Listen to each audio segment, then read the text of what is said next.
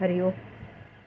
आज बुधवार 8 मे 2024 रवींद्रनाथ टागोर यांची जयंती. सद्गुरू ब्रह्मचैतन्य कोंडोलेकर महाराज आज आपल्याला प्रवचनातून सांगणार आहेत की भगवंताचं अनुसंधान राखावं. ऐकूया.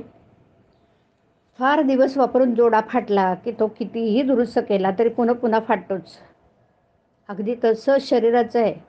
शरीर जीर्ण झाल्यावर त्याला काही ना काहीतरी होतच राहतं.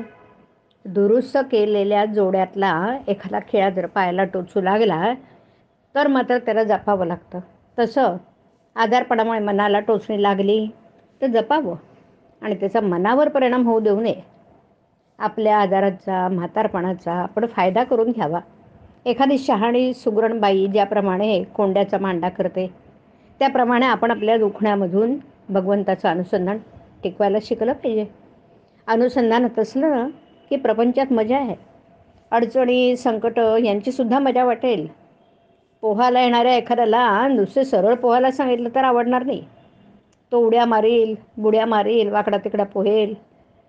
तसंच भगवंताच्या अनुसंधानात राहिलं तर प्रपंचाची पण मजा वाटेल. कोणतीही गोष्ट एकदा ओळखली की मग तिची भीती नाही वाटत. विषय जोवर ओळखले नाहीत तोवरच ते आपल्याला त्रास देतात.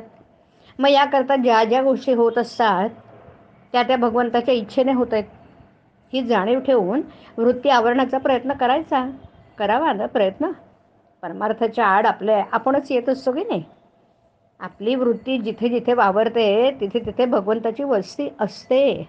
म्हणून वृत्ती जरी कोणतीही उठली तरी तिथे भगवंताची आठवण केली तर ती चटकन मावळते. आपण नेहमी आपल्या उपास्य देवतेचं स्मरण करीत असावं.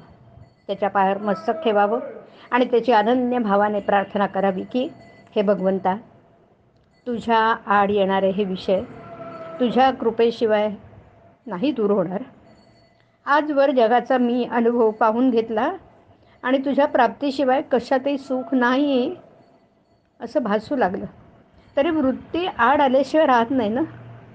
माझ्या अज्ञानाने मी आज स्वतःच्याच आड येत आहे. तरी तुझी म्हणजे पर्यायाने माझीच ओळख मला पटावी आणि त्यात मी तुला पाहावं.